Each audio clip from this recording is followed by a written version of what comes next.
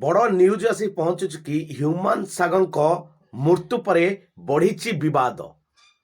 ପଛରେ ରହିଥିଲା ପ୍ରକୃତରେ କ'ଣ କାରଣ ତାକୁ ନେଇ ଏବେ ବର୍ତ୍ତମାନ ଓଡ଼ିଶା ସାରା କଣ୍ଟ୍ରୋଭର୍ସି କ୍ରିଏଟ୍ ହେଉଛି।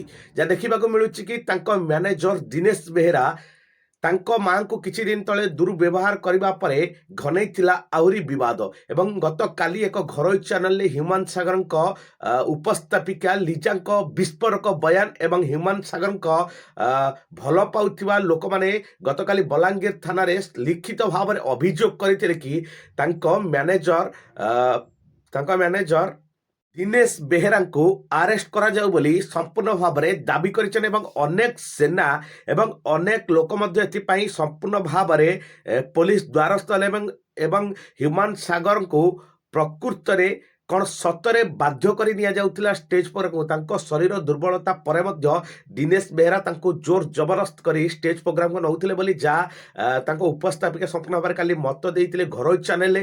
ଏବଂ ସାରା ଓଡ଼ିଶାରେ ତୀବ୍ର ପ୍ରତିକ୍ରିୟା ଦେଖିବାକୁ ମିଳୁଛି କି ପ୍ରକୃତରେ ହ୍ୟୁମାନ ସାଗରଙ୍କୁ କ'ଣ ପାଇଁ ଜୋର ଜବରଦସ୍ତ କରି ନିଆଯାଉଥିଲା ପ୍ରୋଗ୍ରାମ ପଇସା ଲାଳସାରେ।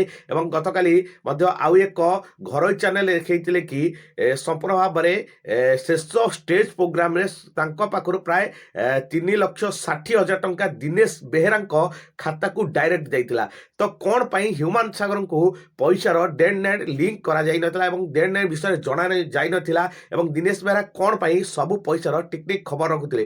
ଏନେଇ ସମ୍ପୂର୍ଣ୍ଣ ଭାବରେ ଯଦି ଦେଖିବା ତୀବ୍ର ପ୍ରତିକ୍ରିୟା ଦେଖିବାକୁ ମିଳୁଛି। ସାରା ଓଡ଼ିଶା ସାରେ ଗୋଟିଏ ମତ ଦେଖିବାକୁ ମିଳୁଛି ସମସ୍ତଙ୍କ ମୁହଁରେ ହ୍ୟୁମାନ ସାଗରଙ୍କ ମ୍ୟାନେଜର ଦିନେଶ ବେହେରାକୁ ଆରେଷ୍ଟ କରାଯାଉ।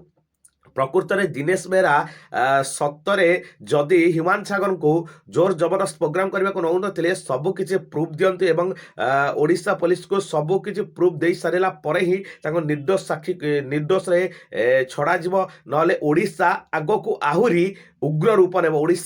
ଓଡ଼ିଶାବାସୀ ହ୍ୟୁମାନଙ୍କୁ ଭଲ ପାଉଥିବା ଓଡ଼ିଶାର କଳାକାରମାନେ ଓଡ଼ିଶାର ଜନସଂଖ୍ୟା ସମ୍ପୂର୍ଣ୍ଣ ଭାବରେ ଉଗ୍ର ରୂପ ଧାରଣ କରିବେ ଏବଂ ପ୍ରତ୍ୟେକ ପୋଲିସ ଅଫିସରରେ ଥାନାରେ ଅଭିଯୋଗ ଦିଆଯିବ ବୋଲି ଯାହା ଅଭିଯୋଗ ଆସି ପହଞ୍ଚୁଛି। ଏବଂ ହ୍ୟୁମାନ ସାଗରଙ୍କ ମ୍ୟାନେଜର ଦିନେଶ ବେହେରାକୁ ଆରେଷ୍ଟ କରାଯାଉ ବୋଲି ସମ୍ପୂର୍ଣ୍ଣ ଭାବରେ ତୀବ୍ର ପ୍ରତିକ୍ରିୟା ଦେଖିବାକୁ ମିଳିଲାନି ଏବଂ ଦେଖାଯାଉ କେଉଁଭଳି ଭାବରେ ନିଆଯାଉଛି ନିଷ୍ପତ୍ତି। ଯାହା ବଡ଼ ଧରଣର ଅପଡେଟ୍ ଏବଂ ଲାଟେଷ୍ଟ ଅପଡେଟ୍।